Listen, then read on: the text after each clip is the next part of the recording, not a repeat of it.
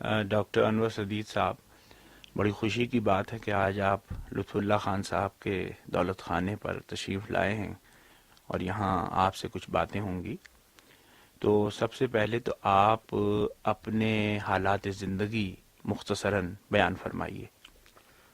Doctor صاحب، میں آپ کا ممنون ہوں اور لطف اللہ خان صاحب کا کہ انہوں نے اپنا یہ عجائب گھر دیکھنے کا موقع عطا کیا۔ میں تو ایسے محسوس کرتا ہوں جیسے خواب ابوالحسن دیکھ رہا ہوں۔ اتنی اعلیٰ چیزیں، ان کے ٹیپس، ان کی لائبریری، ان کے گھر کا جس طریقے سے انہوں نے اسے سجایا ہوا ہے، یہ سب ایسے نظر آتا ہے کہ یہ ایک آدمی کا کرشمہ نہیں، شاید پوری ان کے گھر کی پوری انجمن جو ہے اس کی آراستگی میں صدیوں مصروف رہی ہے۔ تو آپ نے حالات زندگی کا ارشاد فرمایا ہے۔ میرے حالات زندگی کیا ہے؟ میں تو بہت چھوٹا سا حقیر سا انسان ہوں، بس زندگی کے دن پورے کر رہے ہیں اس مسرت کے ساتھ کہ ادب کے ساتھ ایک واسطہ، ایک تعلق ہے۔ ضمناً میں یہ عرض کر سکتا ہوں کہ میں 1928 میں سرگودا میں پیدا ہوا۔ میرے ماں باپ بہت غریب تھے۔ انہوں نے مجھے تعلیم کے لیے تو شاید میرے وہ معمولی سا سرمایہ فراہم کر سکے، لیکن میٹرک کے بعد میں نے اپنی زندگی خود بنانے کی کوشش کی، اور وہ تگ و دو جو اس زمانے سے شروع کی تھی اب تک جاری ہے۔ مثلا میں عرض کروں گا کہ جب میں 8ویں جماعت میں تھا تو مجھے اپنے بڑے بھائی ساتھ لے گئے، کیونکہ میرے والد جو تھے وہ غالباً میری تعلیم کا خرچ برداشت نہیں کر سکتے تھے۔ میٹرک میں نے سرگودا سے کیا، اس امتحان میں بھی میں فرسٹ آیا۔ پھر اس زمانے میں چونکہ ضرورت اس بات کی تھی میرے والدین کو کہ میں جلدی اس میں زندگی کے میدان میں عملی طور پر حصہ لینے لگوں، تو مجھے انہوں نے انجینئرنگ اسکول رسول میں بھیج دیا، اوورسیئر کلاس میں۔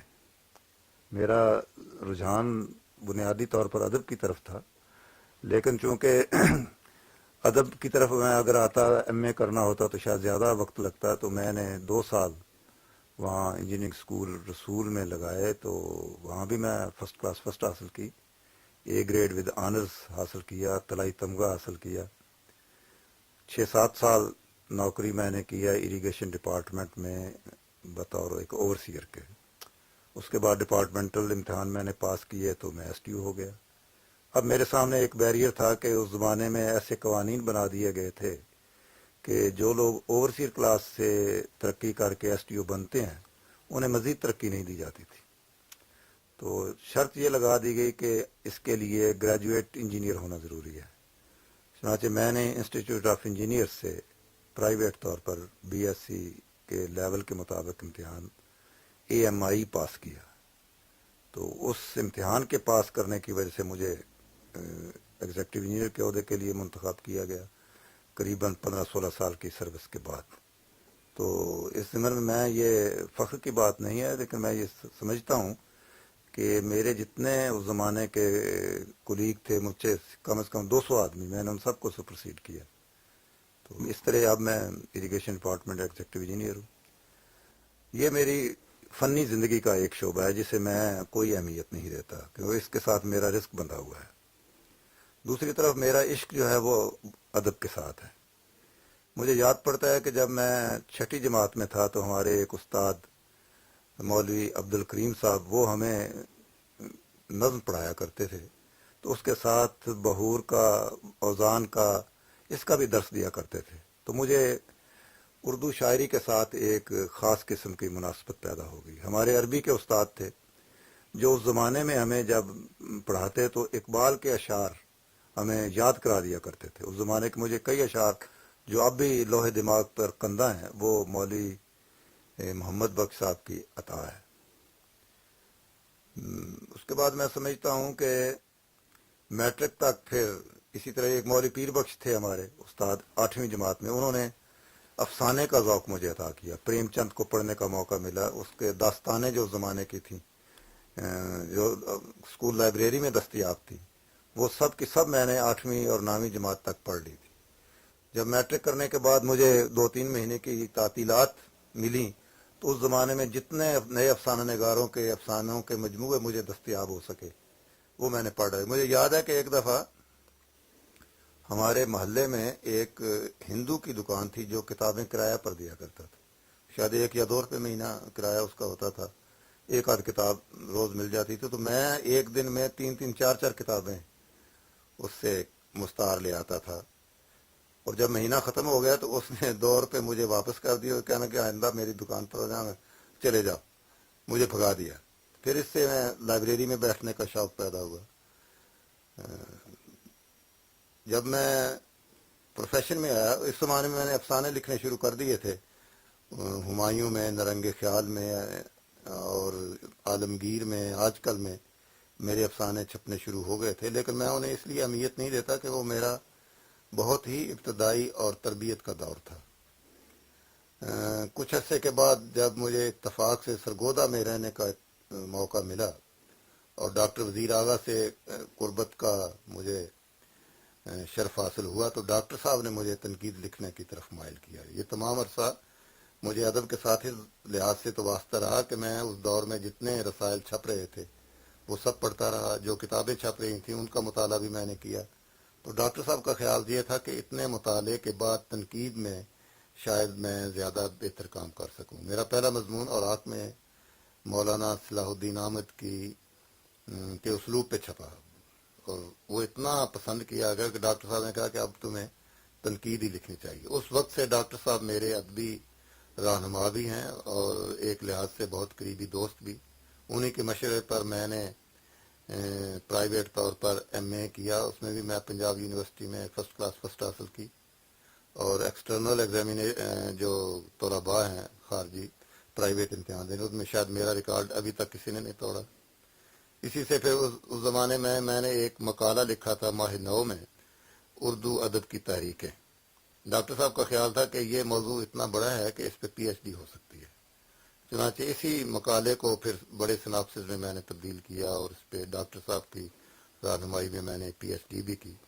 یعنی یہ تمام خواب ایسے تھے جنہیں میں اپنی کھلی آنکھوں سے تو دیکھ رہا تھا, لیکن مجھے کوئی ایسا رہنما نہیں ملتا تھا جس سے یہ خواب شرمندہ تعبیر ہو سکتے. تو ڈاکٹر وزیر اعظم نے اس میں میری عملی طور پر رہنمائی کی اور وہ تمام خواب جنہیں میں دیکھتا رہا تھا وہ شرمندہ تعبیر بھی ہوئے. عملی زندگی میں یعنی ایک اوورسیئر کا, سب انجینئر کا, ایگزیکٹو انجینئر کے عہدے تک پہنچنا ہمارے ہاں بالکل ایک ناممکن العمل بات ہے. اللہ تعالیٰ کی مہربانی اور کرم ہے کہ میں اس عہدے تک بھی پہنچا. اور پھر پی ایچ ڈی کا خواب جو تھا یہ تو میں بڑے لمبے عرصے سے دیکھ رہا تھا, لیکن اس کی کامیابی کی کوئی صورت نظر نہیں آتی تھی.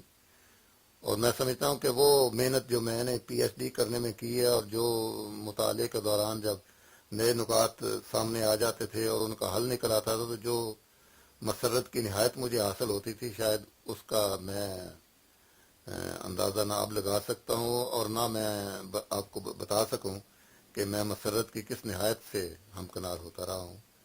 یہ ریاض جو ڈاکٹر صاحب نے اس تمام عرصے میں کرایا وہی میرا اب معاون نظر آتا ہے کہ مجھے اب کتابیں مضامین لکھنے کی بجائے پوری کتاب کا منصوبہ بنانا میرے ذہن میں ہوتا ہے کہ میں اب اس موضوع پہ کتاب لکھوں.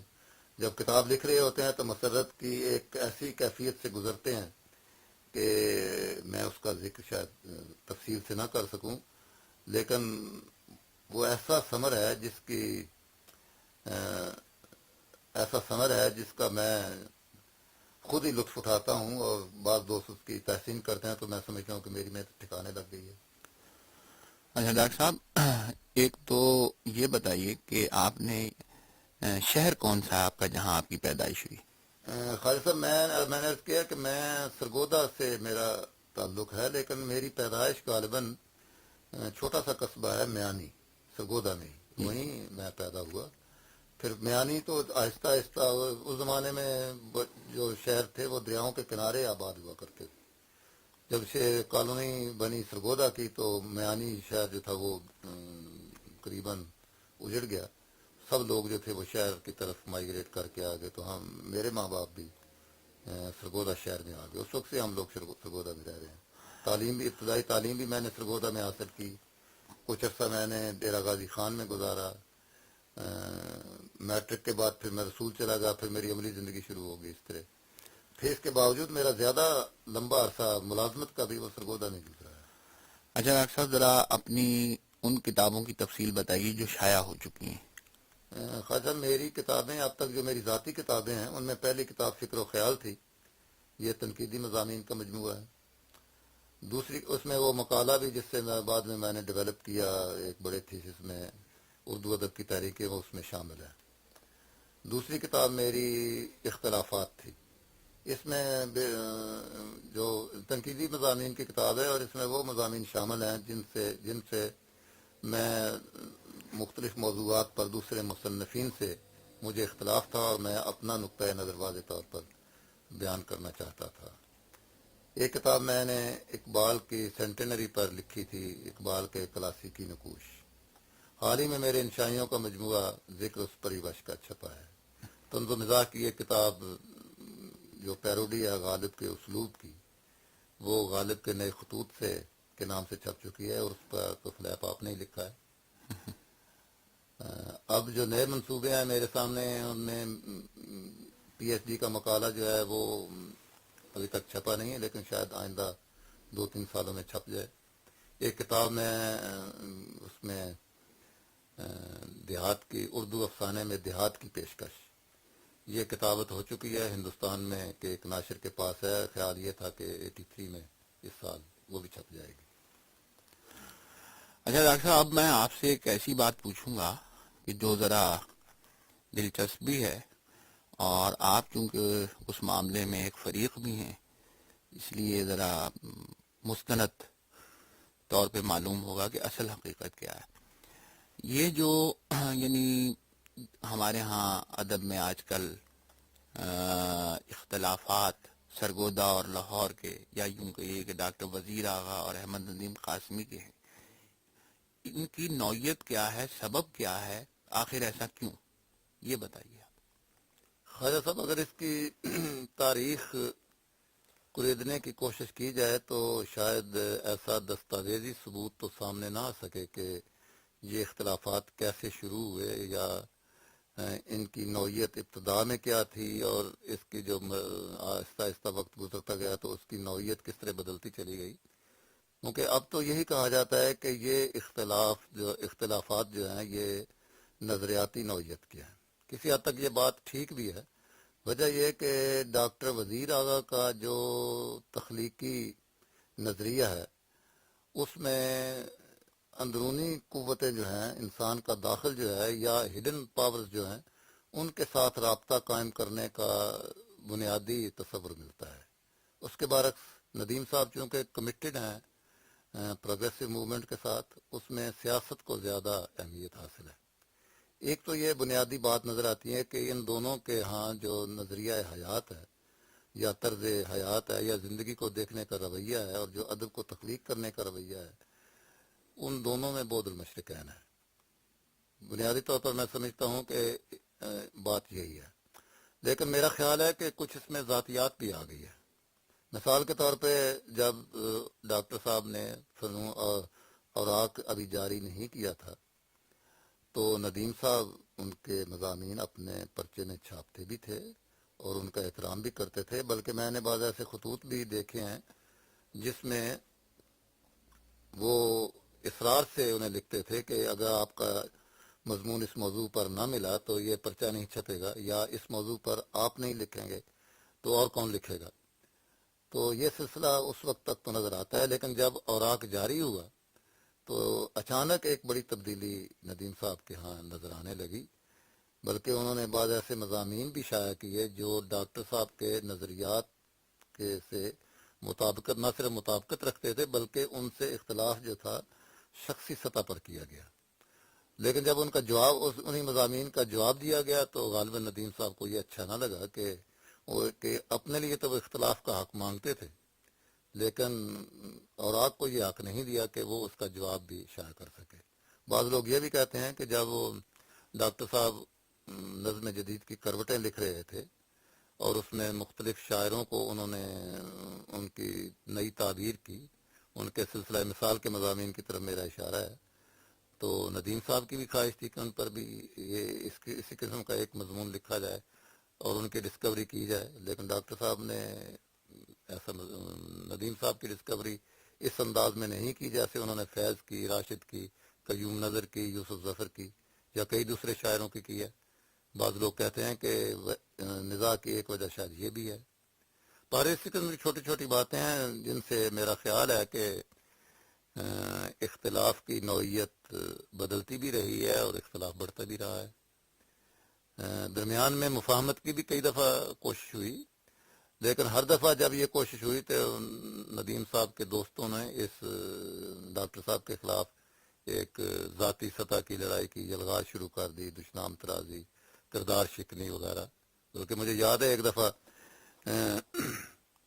ایک دفعہ قتیل شفائی صاحب نے کہا تھا کہ جناب اگر یوں کوئی ان کے کہنے کے مطابق کس طرح عمل نہ کیا گیا تو ہم تو کمپین شروع کر دیں گے ڈاکٹر وزیر آغا کے خلاف۔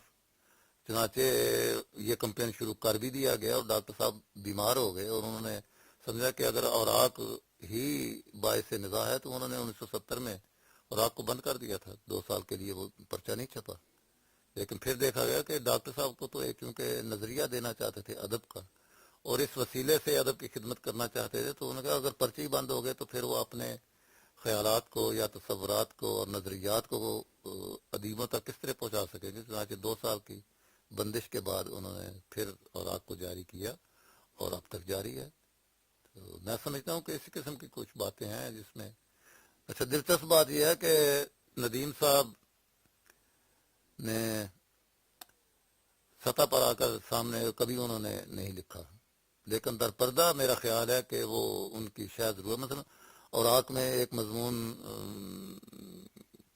اوراق میں تو ایسا کوئی مضمون نہیں چھپا جو ان کے ذاتی طور پر ان کی مخالفت میں لکھا گیا ہو، لیکن بعض دوسرے پرچے میں لوگ لکھتے رہے، اور میں شاید ان میں زیادہ پیش ہوں کہ ڈاکٹر صاحب کا جب اہانت ہوتی ہے تو میں اسے برداشت نہیں کر سکتا، میں اس کا جواب ضرور لکھتا ہوں۔ بعض لوگوں نے اسے بتایا بھی ہے کہ تمہاری یہ روش ٹھیک نہیں ہے، لیکن میں سمجھتا ہوں کہ میری کمٹمنٹ میں ڈاکٹر صاحب کے ساتھ زیادہ ہے، میں چونکہ ان کے زیادہ قریب ہوں، اور جب لوگ ان کی بے جا اہانت کرتے ہیں تو میں اسے برداشت نہیں کر سکتا، میں جواب ضرور لکھتا ہوں، لیکن تہذیب کے دائرے میں رہ کر اور دلائل کے ساتھ اختلاف کرنے کی کوشش کرتا ہوں۔